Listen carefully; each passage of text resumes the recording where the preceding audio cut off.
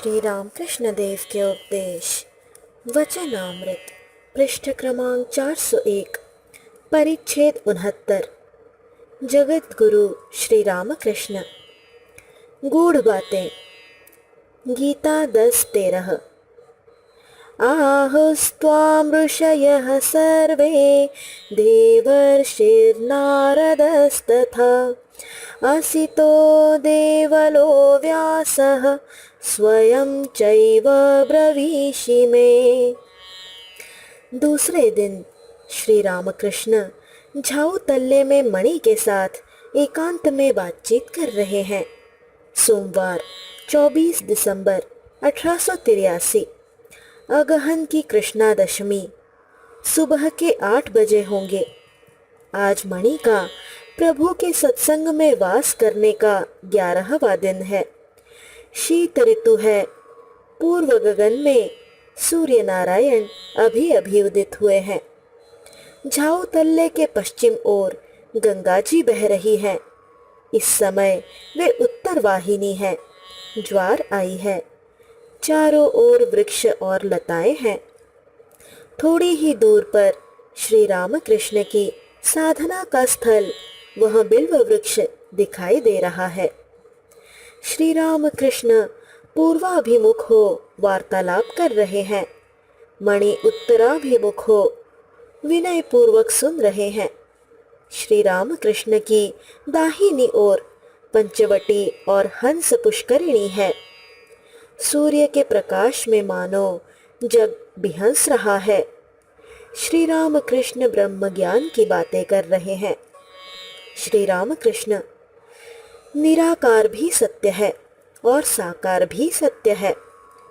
नागा उपदेश देता था, सच्चिदानंद ब्रह्म कैसे है?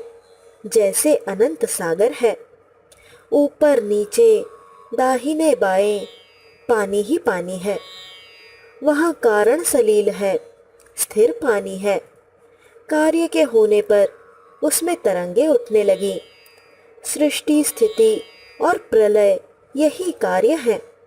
फिर कहता था, विचार जहाँ पहुंचकर रुक जाए वही ब्रह्म है। जैसे कपूर जलाने पर उसका सर्वांश जल जाता है, जरा भी राख नहीं रह जाती। ब्रह्म मन और वचन के परे है। नमक का पुतला समुद्र की थाह लेने गया था। लौटकर उसने खबर नहीं दी, समुद्र में गल गया। ऋषियों ने राम से कहा था, राम, भरद्वाजादि तुम्हें अवतार कह सकते हैं, परंतु हम लोग नहीं कहते। हम लोग शब्द ब्रह्म की उपासना करते हैं। हम मनुष्य स्वरूप को नहीं चाहते। राम कुछ हंसकर प्रसन्न हो उनकी पूजा लेकर चले गए। परंतु नित्यता जिनकी है, लीला भी उन्हीं की है। जैसे छत और सीढ़ियाँ, ईश्वर लीला, देव लीला, नर लीला, जगत लीला। नर लीला में ही अवतार होता है। नर लीला कैसी है जानते हो? जैसे बड़ी छत का पानी नल से जोर शोर से गिर रहा हो, वही सच्चिदानंद है। उन्हीं की शक्ति एक रास्ते से नल के भीतर से आ रही है। केवल भरद्वाज आदि 12 ऋषियों ने ही राम को पहचाना था कि ये अवतारी पुरुष हैं। अवतारी पुरुषों को सभी पहचान नहीं सकते। श्री रामकृष्ण मणि से वे अवतीर्ण होकर भक्ति की शिक्षा देते हैं। अच्छा, मुझे तुम क्या समझते हो? मेरे पिता गया गए थे।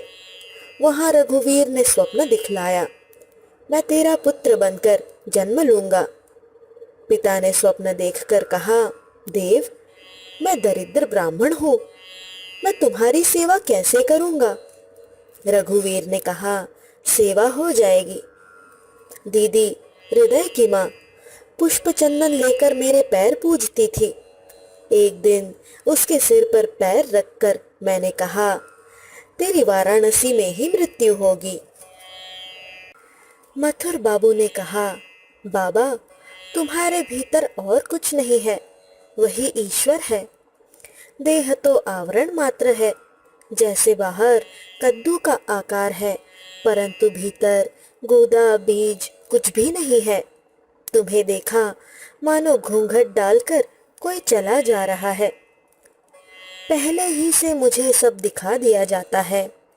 बटतल्ले में मैंने गौरांग के संकीर्तन का दल देखा था।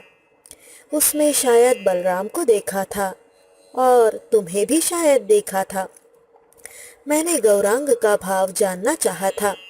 उसने दिखाया, उस देश में शाम बाजार में पेड़ पर और चार दीवार पर आदमी ही आदमी, दिन रात साथ साथ आदमी।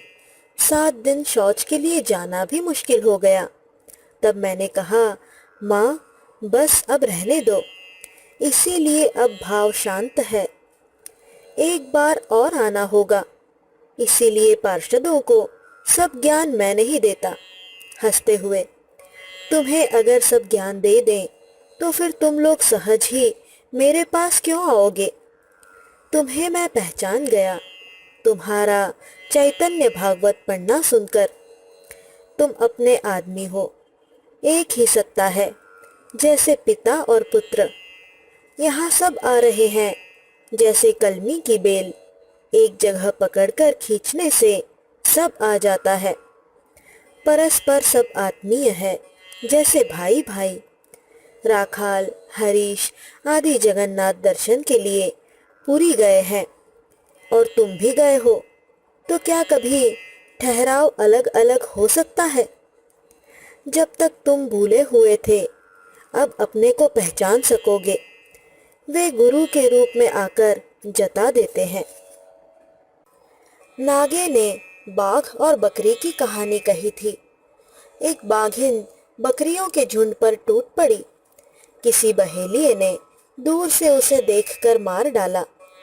उसके पेट में बच्चा था, वह पैदा हो गया। वह बच्चा बकरियों के बीच में बढ़ने लगा। पहले बच्चा बकरियों का दूध पीता था।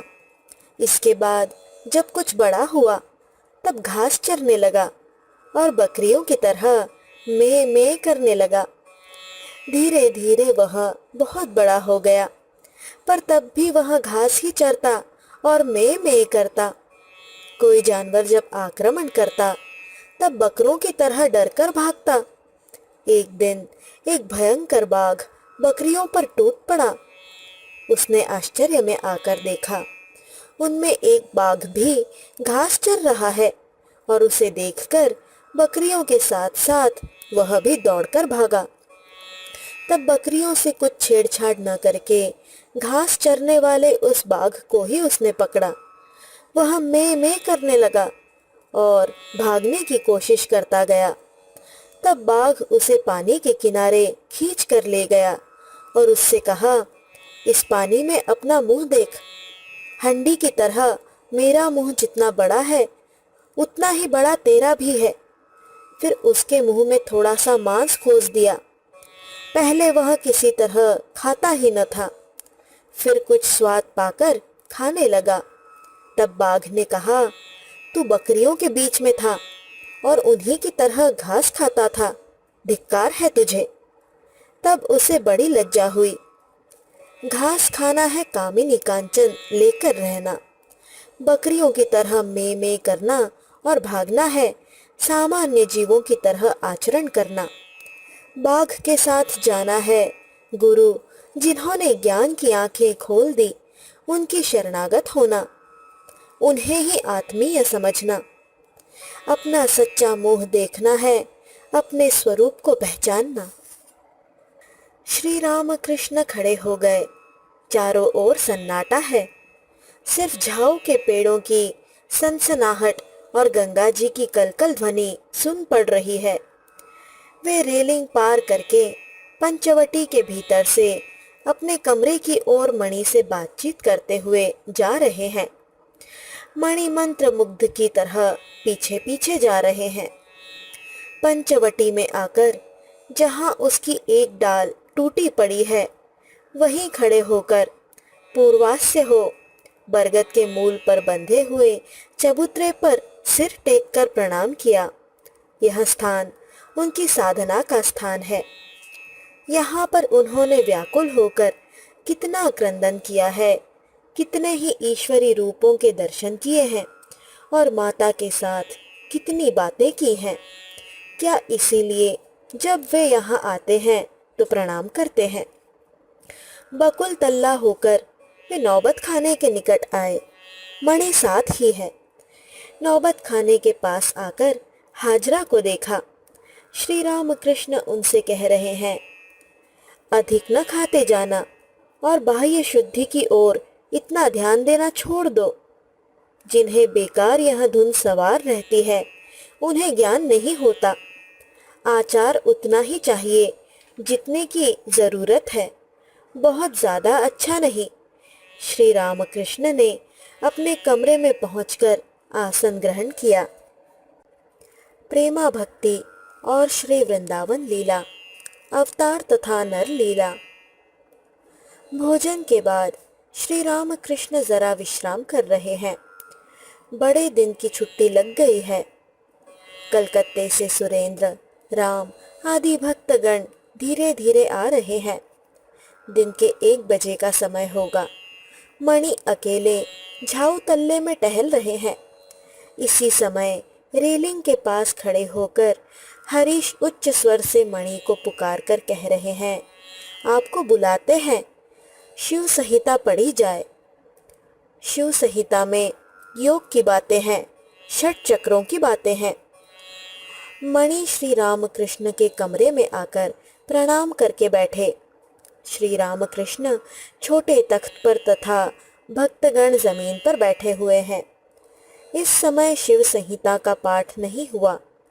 श्री रामकृष्ण स्वयं ही बातचीत कर रहे हैं।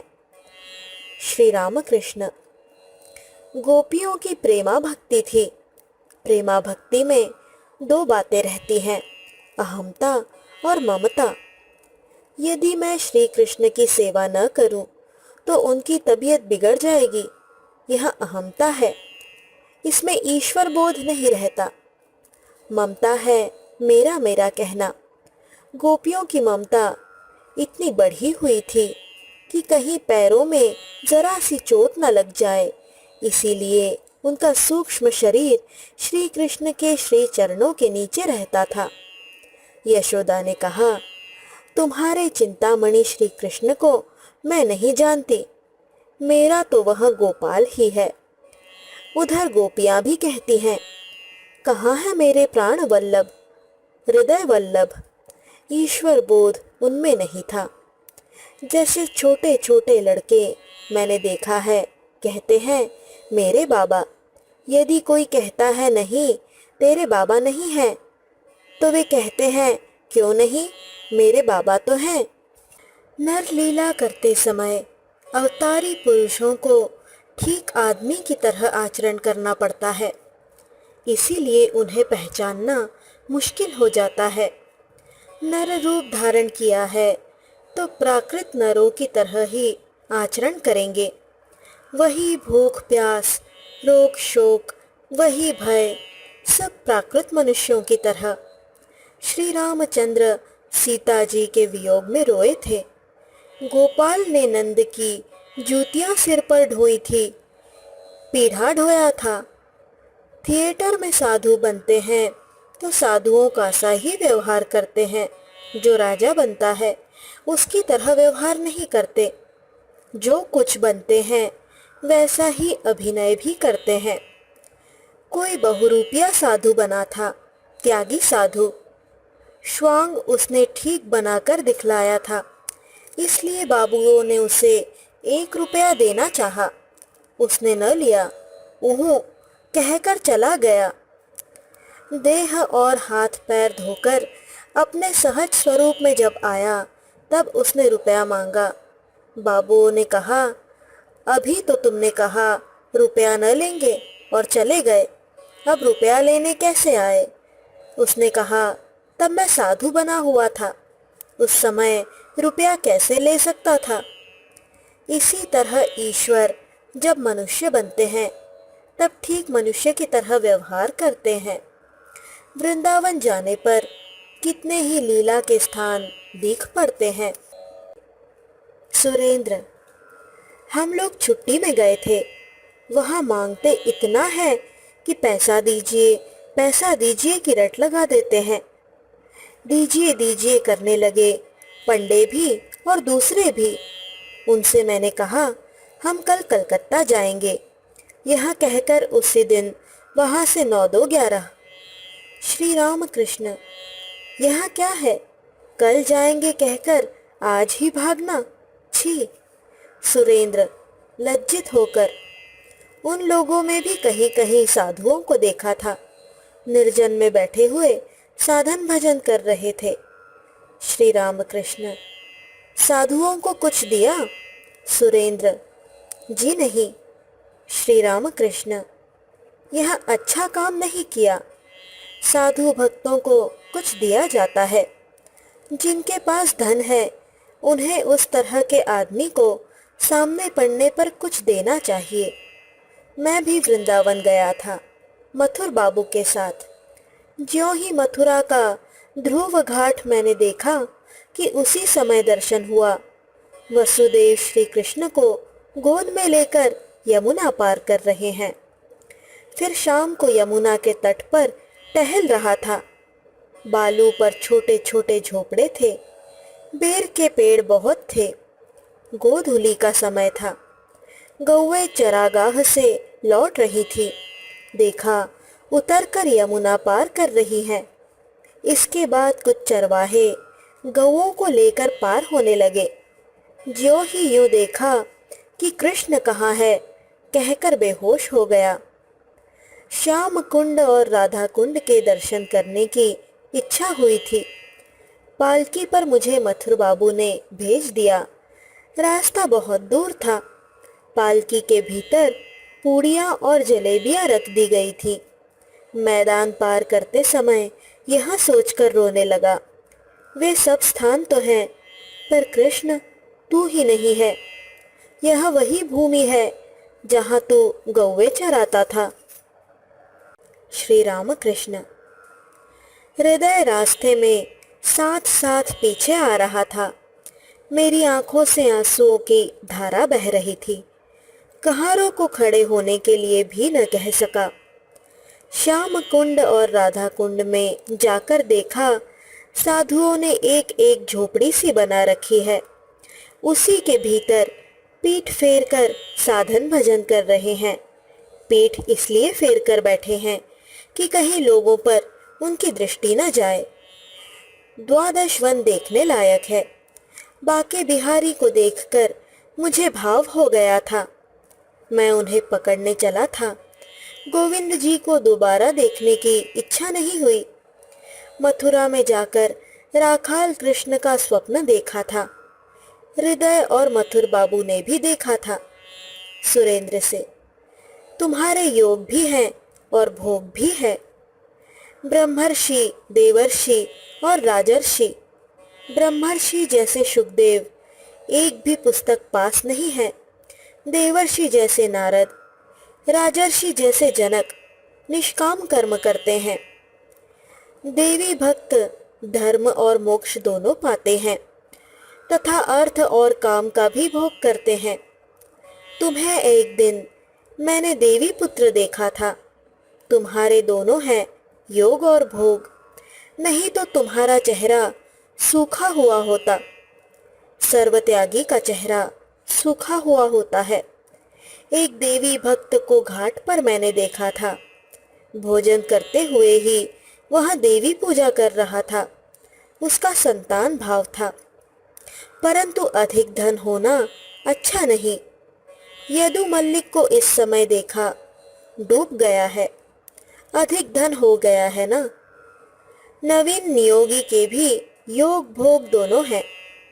दुर्गा पूजा के समय मैंने देखा, पिता पुत्र दोनों चंवर डुला रहे थे।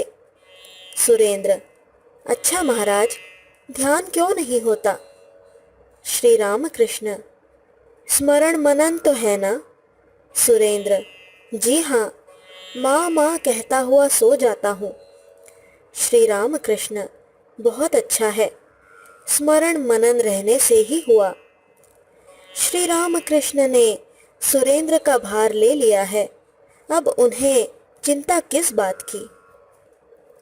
श्री रामकृष्ण और योग शिक्षा। शिव संहिता। संध्या के बाद श्री रामकृष्ण भक्तों के साथ बैठे हुए हैं।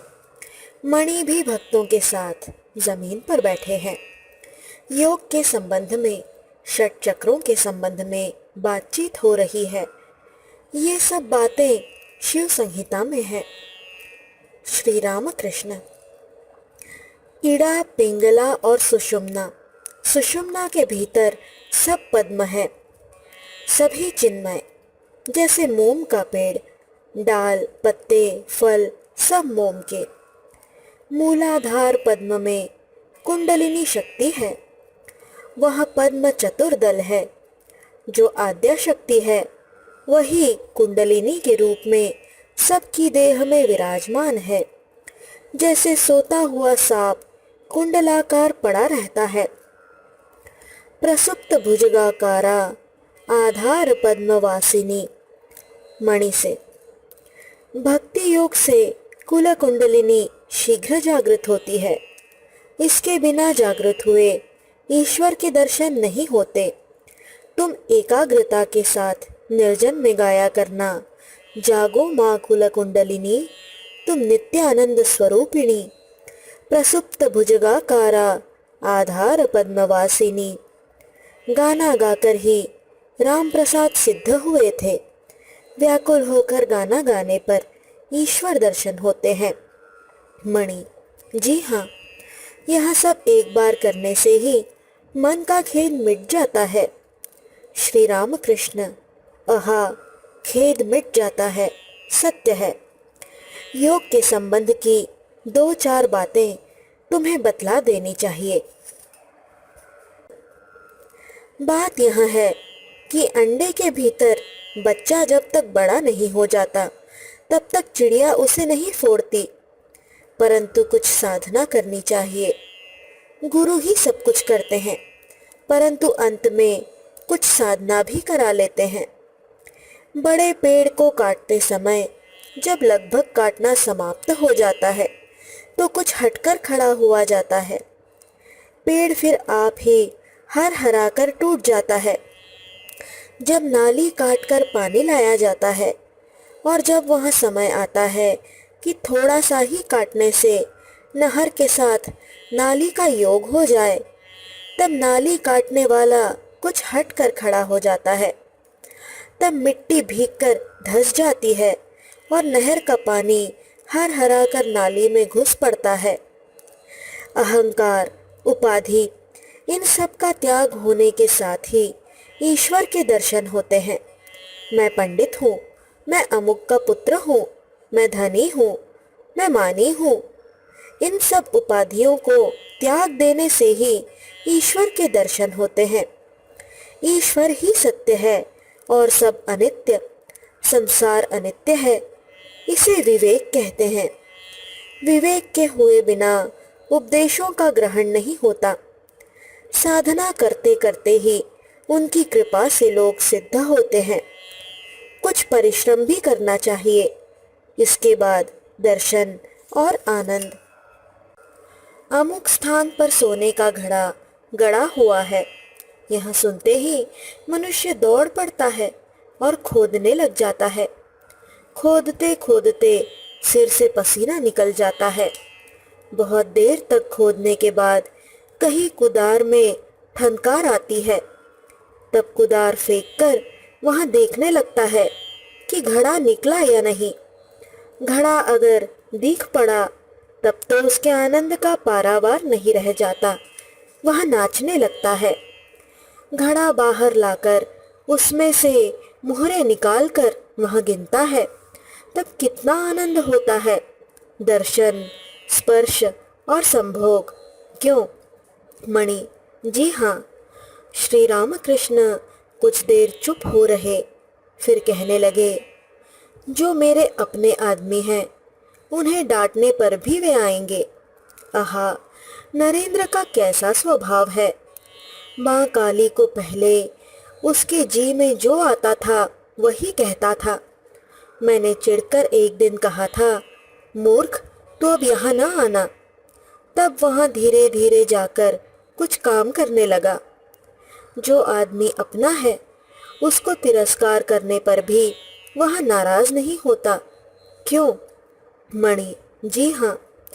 श्री राम कृष्ण: नरेंद्र स्वतः सिद्ध है, निराकार पर उसकी निष्ठा है।